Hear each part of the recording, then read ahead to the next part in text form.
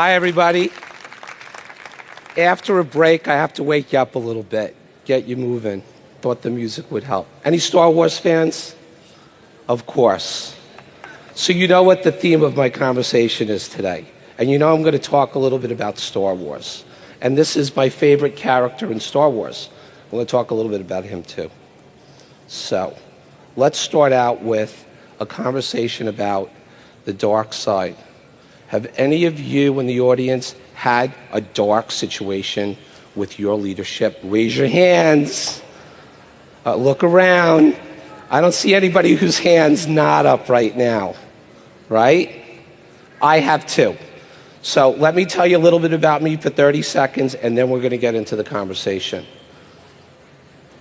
The dark side of HR. I've been a practitioner for 2 decades. I've run HR at some big organizations, and I have seen a lot of dark things. Anybody here want to share a story about darkness in a couple of minutes? Any brave souls? All right, we'll see. Here's the thing, though. We don't start out dark.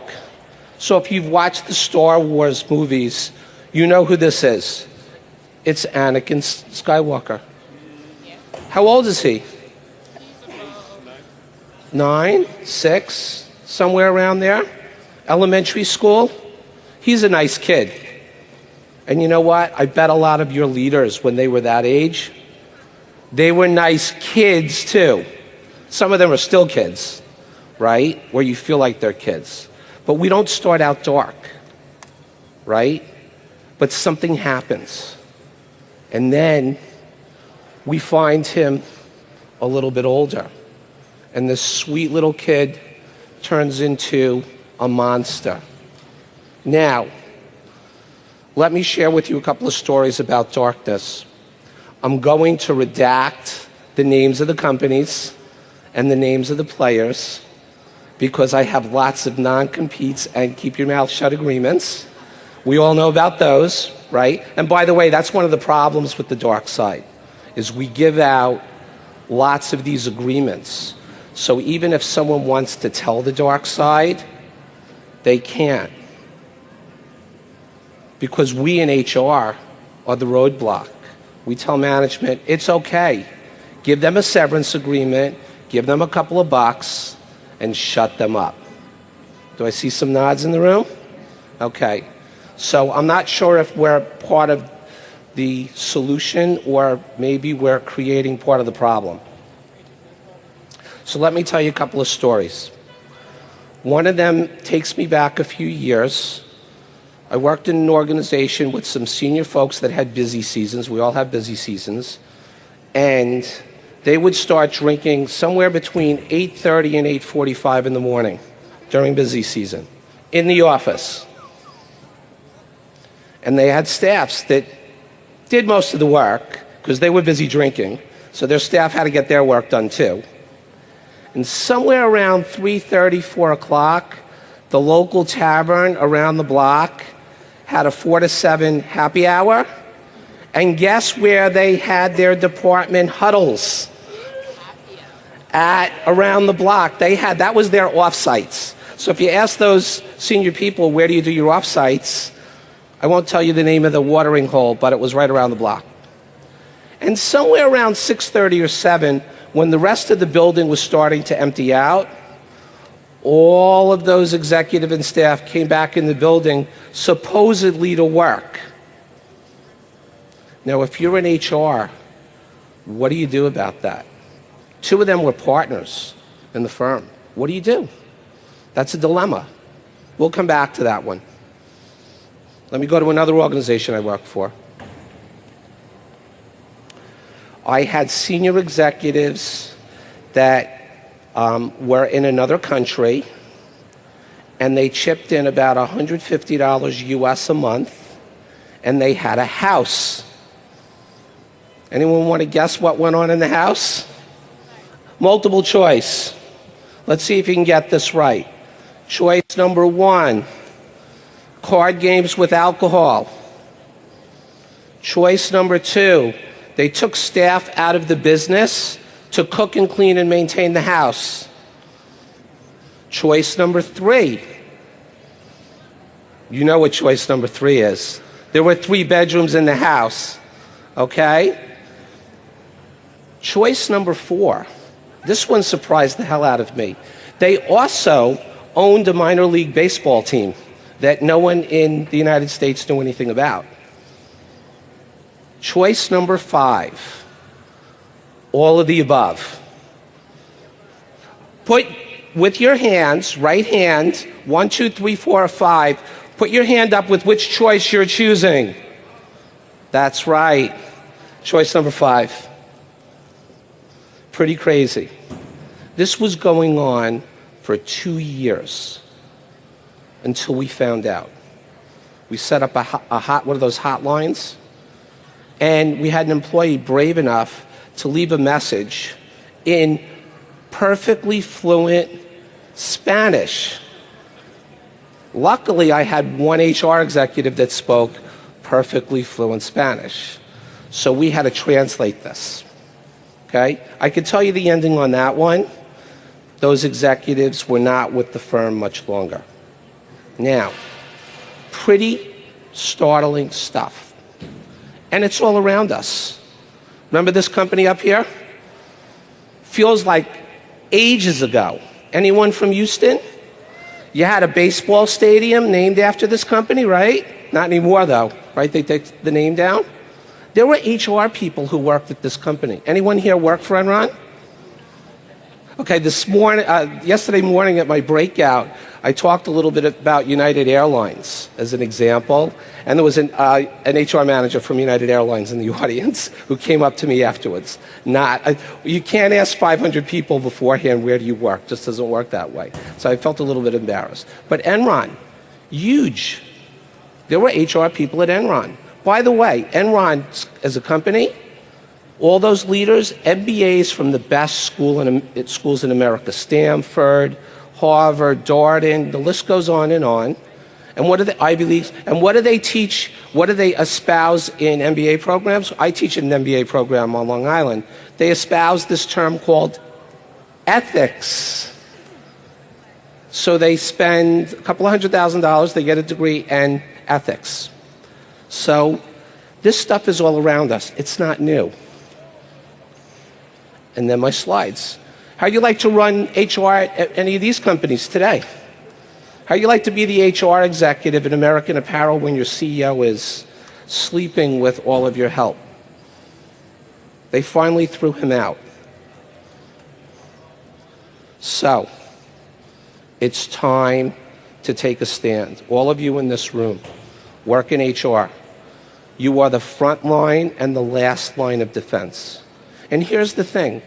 Sometimes we really need our jobs. Now, what happens subtly when people start to become dark? What will they come to you and do? They don't do the really bad thing in the beginning. Anyone ever have the situation where they come in and there's a problem with an employee who's bullying their staff, and the manager or the director says, yeah, but they're my best person or they're my highest revenue producer. Can't we just look the other way, right? Or, it's okay, you're HR, we'll just keep it between us, right? Until your company is on the front page of the Washington Post or the New York Times. And guess what? When you leave that company, it's not going to be so easy for you to get a job, right? And that's not the reason to put your foot down. But there are things that you can do. Has anybody ever gone to their board of directors? Let me see. Raise your hand. Brave souls. What was the reaction? In the back. Were they happy? Their eyes exploded, right? It's all straight line. Okay? You can go to your board of directors. One of the problems many of you have is that you report to a CEO or a senior person making that decision, and they don't want to hear it. And you work in HR, can you share things with other employees? No. So you go home every night with these secrets, right? I had a conversation earlier today about a company. The employees who left were so upset that they started a website to talk about their CEO and their senior management. Now, we have Glassdoor. We know about that site, right? We're talking about the employees taking it to another level, like actually going up, getting an IP address, right? But there are things that you can do besides quitting. You need to find partners. It's always about critical mass. There's always an opportunity to look for that one person within your organization that you can partner with. It doesn't have to be the board. It could be another senior executive, right? If you have internal legal counsel, guess what? They're your partners. If you have external legal counsel, that's a time where you have to be brave and you have to beg for forgiveness.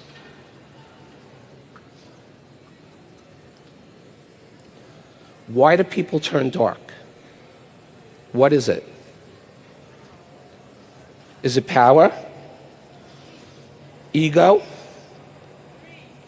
Who said greed? What's the famous movie? Greed is good. Greed pays the bills. Greed gets you a nice house out on the east end of Long Island, right? We all want one of those, right? There are motivations. They don't just come in dark, they turn dark. But it's our job in HR not to be the police, but we're here to protect our employees as much as we are to protect the management. And we forget that sometimes because the employees don't pay our bills. The management signs the check, right? And what do people generally do? They react to whoever is paying the check, whoever's giving them direction. You want to make your boss happy. But what if your boss is a bad person? What are things that you can do? Should you talk to the press? Probably not.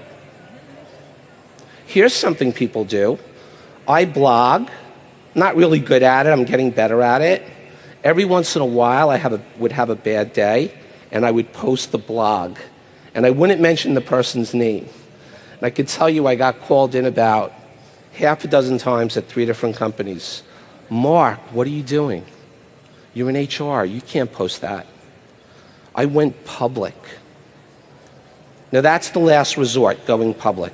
But there's a lot of steps that you can take before you do so. Okay? The one key ingredient to all of you, it's not just about being all in. It's about HR being brave. And there's power in knowing the people in this room and networking here at SHRM. If you're a department of 1 or 2, make some friends. Have some colleagues that you can trust, that you can go out to and ask for advice. Don't go it alone. Do it with other folks. So, did I shake you up a little bit this afternoon? I got you ready for the party tonight. Who's going to the party? Who's pre-gaming? It's raining out. Sorry to tell you, Bourbon Street's going to be wet tonight. So, I've got a couple of minutes left. Real quick, any questions from the audience? That was easy. Easy peasy. I'm done. I'll see you all at Harry Connick Jr. Have a great day.